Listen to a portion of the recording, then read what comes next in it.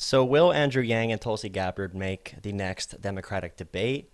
My prediction right now would be to say that Andrew Yang will, but Gabbard probably will not. And that's because a couple reasons. Well, Andrew Yang has a lot of money, a lot more name recognition, a stronger social media presence, a lot more offices opened up in key states. And that matters because in order to get polls with you qualifying, they need to be polling the certain states that you have a strong ground game in, that you have a strong presence in. Like, they need to be conducting these polls for you to get in.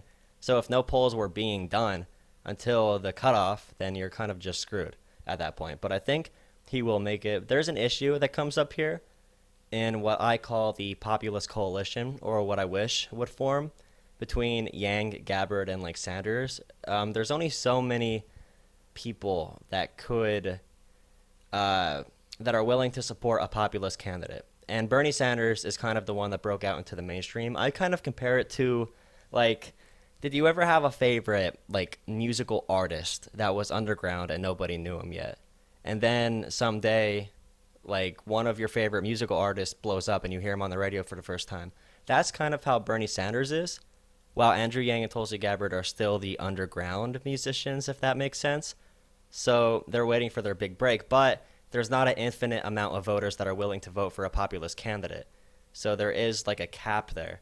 So it's hard to do it. The way that Yang could bring people in is bringing people from the outside, the way that Gabbard can, the way that they all can, all the populist coalition, as I call them, the big three, Gabbard, Yang, Bernie, the way they bring people in from the outside could help them in the polls.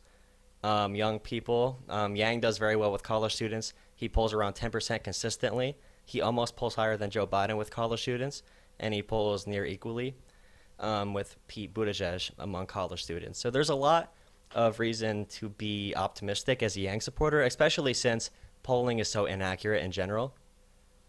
Like, you'll see polls where people are up and down 5 points just by random. Just because they randomly picked like 10 people, since the sample sizes are so low, they randomly picked 10 people at that time that are for, like, say, a Yang.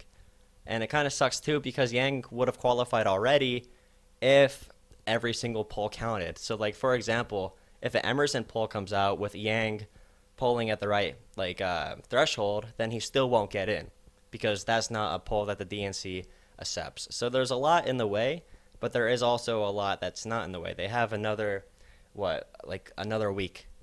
Yang has another week to get that in. So he just has to hope that a lot of polls are being conducted right now that are soon going to come out. He needs to hope that his supporters are being caught up in these polls. And as we know with the populist big three, they all have supporters that will not be picked up by polling because they're new in the process. They might not even be registered as Democrats yet.